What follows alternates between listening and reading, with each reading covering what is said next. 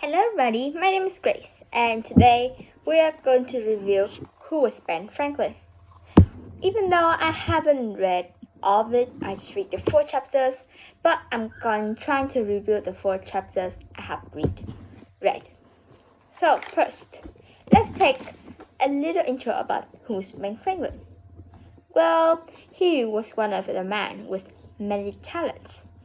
He was known for being a scientist, an inventor, and I think also he was an author as well. He also used phrases like hate miss waste that make Ben popular. So some people claim that he had magical powers, but he was a flesh and blood person, which means normal person. So in fact, he also ran away from his home as well. So let's get into the story. So let's start in chapter 1. Catching lightning with a bottle. So on June Day, 1752, a storm approached the city, and everyone came inside the house, except for 2 people. 46-year-old Benjamin Franklin and other 21-year-old son William. Well, they are ready to go out for just one reason. They want to tell people that, and also have a thought of this mind, that is lightning electricity. They want to test it. So they made a silk kite like this. They have a metal rod to catch lightning, a tail just for fun, a cord which is how they get electricity from the sky, a key, and a silk string. I will explain how this works later. So it was a strange looking kite. Well, his father and son made it for just a stormy day. So before that, Ben grabbed the jar and put it under his coat. I'll show what the jar looks like. So the pair dashed to the rain. They don't care about it. So the son ran around a few times to make the kite fly up. 1 time, 2 times, 3 times. The kite finally went up. Well, then they ran back into the house because they don't want to get soaked wet. So as they were waiting, they looked up the sky and saw a little speck, which is a kite. And then black clouds covered it. So as they were waiting, Ben pinched on the key. Nothing happens. Ben might expect to have a little tingle because he wants to prove lightning as electricity. But as they keep thinking, they thought, what if there was a big storm? It's too big. So Ben might get shocked and die, or even his son too. But they still want to see, to prove it. He touched it another time. Nothing happens. They waited and waited. Finally, they touched it another time. Still nothing. But Ben now decided to hold it a little longer. He felt a small tingle. He wanted to test it again, so he touched it. Now he felt a real tingle here. So he knew that lightning was electricity. So he took up his jar. It was the Leyden jar. So this is what it looks like. Well, it has a wire, has metal foil, and has water, which trap electricity in there. So later on, as they were finished, Ben and son went home with the kite and electricity. So the news of the experiment spread. Benjamin became famous for proving that lightning was electricity. But he was not satisfied. He wanted to make electricity less dangerous. So, within a short time, he invented the lightning rod. A metal rod was fixed to the top of the building. When lightning hit the rod, it will run through the ground, so it won't hurt anyone. Soon after, by the end of 1752, other Philadelphia buildings, including the state capitol, also had them. It was very useful and they loved it. So, some people called him a magician or a wizard because they made lightning less dangerous. Well, the people who knew him laughed at such talk.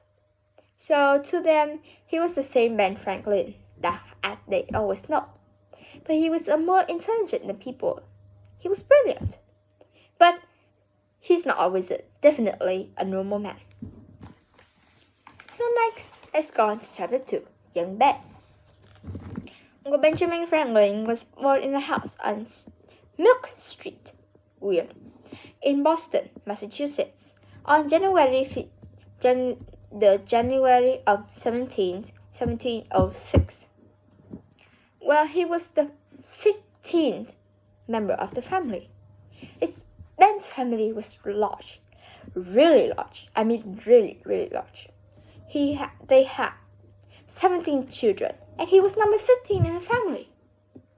But often happened that then, 4 children died young, which is pretty sad. Well, yeah. So, his parents, Josiah and Abia Franklin, were not rich. But Josiah ran a shop called the Blue Bar. He made soap and candles and sold them to everyone, for someone who needed. Well, Josiah and Abia wanted Ben to become a minister, but Ben had 2 strikes against him. First, he was born on a Sunday. Many people believed that Sunday baby was a child of the devil, and also he was left-handed. When his father caught him throwing a ball or writing with his left hand, he would get angry. But unlucky, Ben was a lefty for life. So, something else makes the parent doubt that Ben would be a good minister. He was a smart aleck. For example, every evening Joshua would say Grace, which is my name. A little weird, but that is my name. It's a good name. So every evening, Joshua said grace to every fish in the bottle. So Ben suggested, why did his father say grace of all the fish in the bottle at once? So he wouldn't keep saying grace all the time. He was smart, and for the prize, he got a little slap from his father. Great job. Very good. So, yeah, Ben went to school for 2 years, starting at the age 8. So now we have a long time school, but in the past, they have a really short time. So, it's just at age 8. He felt automatic, but he did well at handwriting and reading books. He loved books. He often took books he had at home or borrowed from his neighbors to read it. Except for that, he also loved the outdoors, such as swimming and kite flying, which is 2 of his favorite hobbies outside. Ben's first invention was for swimmers. He made 4 paddles that slipped over his hand and feet to make them swim faster. And also one day he came with a friend to a pond. Ben thought of an amazing idea. He knew the weather today was hot, so has a windy. He took off his clothes and jumped into the pond to have a swim.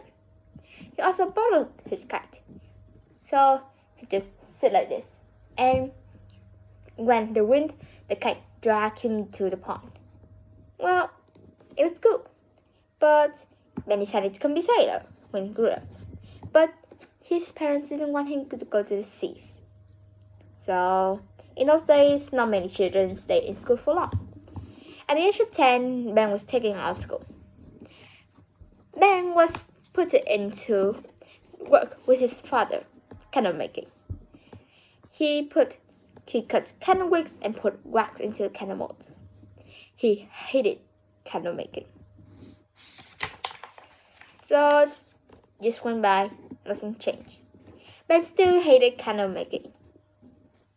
Well, he wasn't going to follow his father's footsteps. His father decided that Ben must become an apprentice. This was common for boys in colonial days. But an apprentice have to work without paying. So, he had an older brother, James, who was a printer. Well, he already had an apprentice twice or two.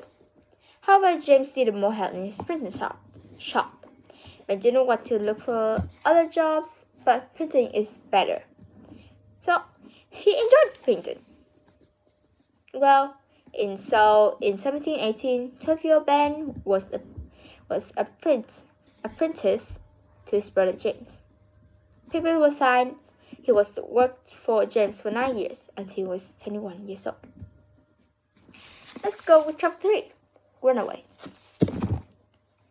So, Ben left home and went to work with his brother's shop. James taught him to set type. Ben was a fast learner and was soon printing booklets and songs. He enjoyed painting.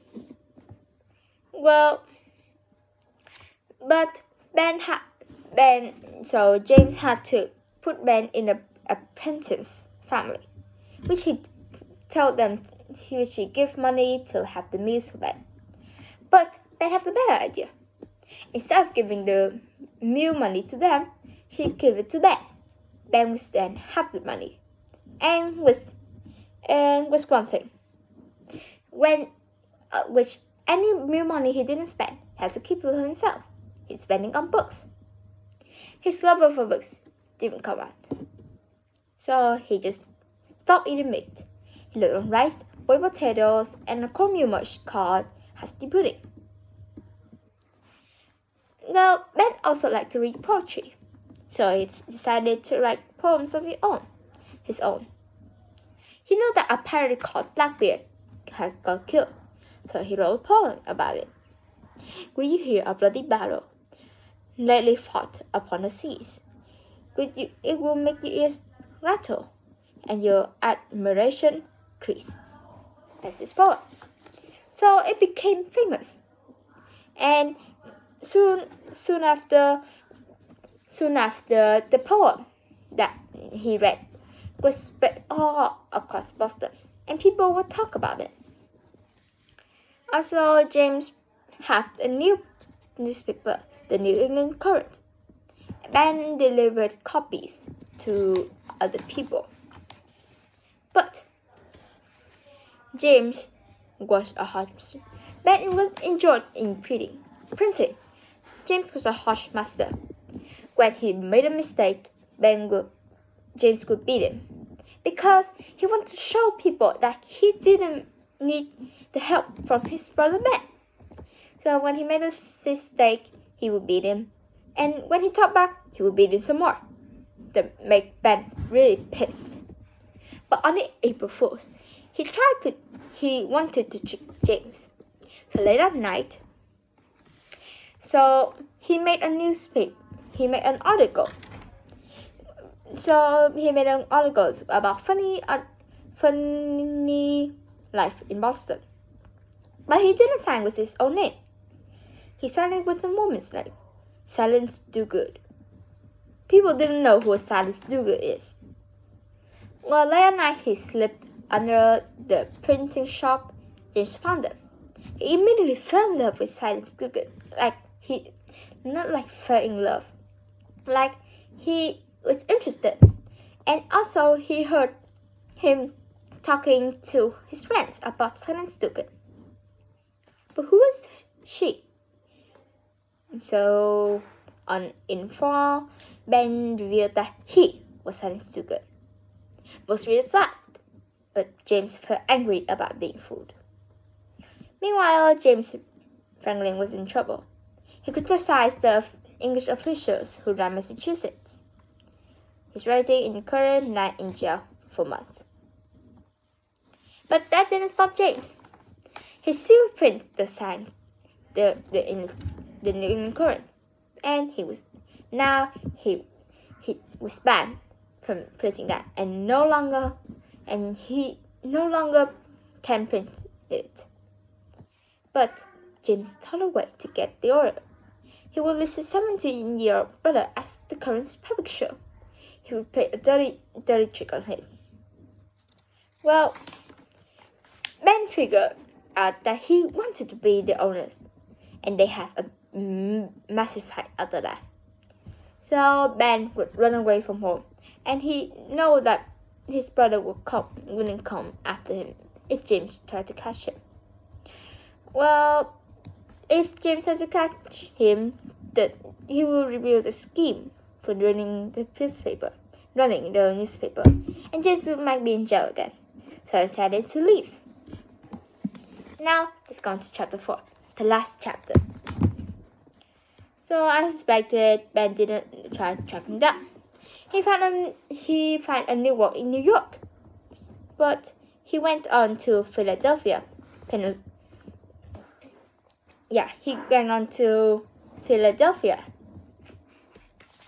Well, he was hungry, so he bought some penny rolls. He snuck 2 stools under his arms, and as he walked along, a girl named Deborah read "Son" from the doorway. She burst out laughing. But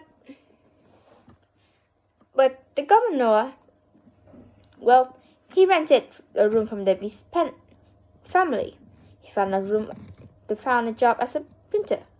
Ben did so well that he was soon running the business. Well, the governor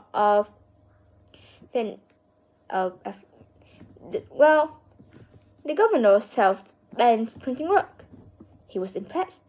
The governor decided to help Ben up in business if Ben would visit England to buy printing supplies. The governor promised he would pay the bills. So, the 18-year-old printer was thrilled by the offer. Well, he sailed late and reached London on Christmas Eve.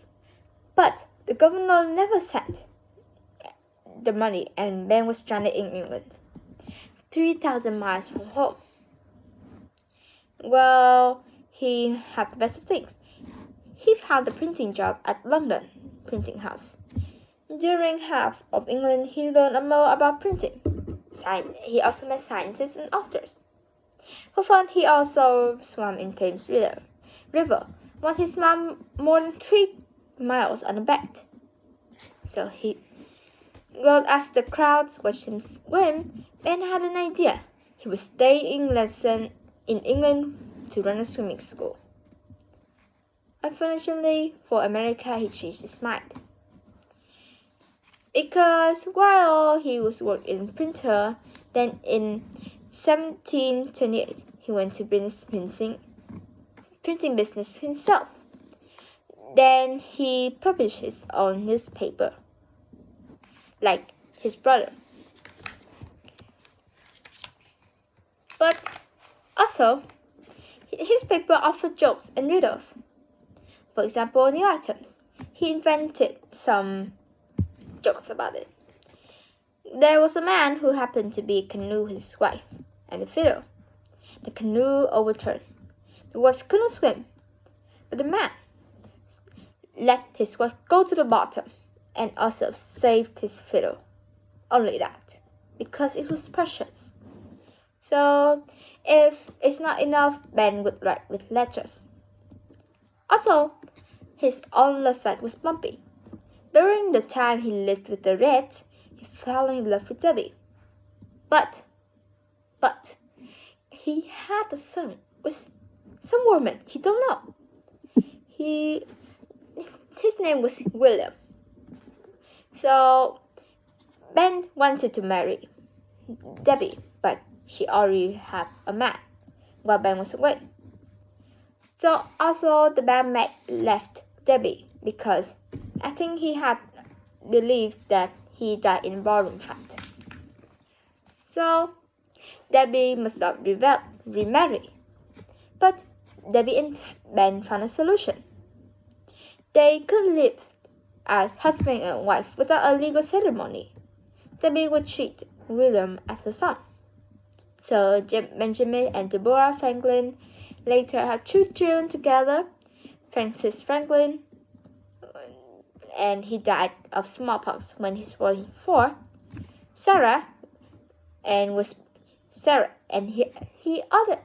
She had children called Sarah. So the Franklin worked in the house. Deborah worked alongside Pappy, as she called Ben. Well, she sewed the works and bindings that she had. And with Debbie's help, Ben became the largest bookseller in the colonies. Well, in those times, almanacs were very popular. So he then wanted to make the Poor Richard's Almanac. Well, Poor Richard's Almanac was the most popular almanac in America, and also sold 10,000 copies a year, for 2 reasons: for its success. So Poor Richard told a little of his life, and also it's a big attraction for the saying, like great talkers, little doors, and little stroke fell great oaks, and also hate makes waste, which is the popular.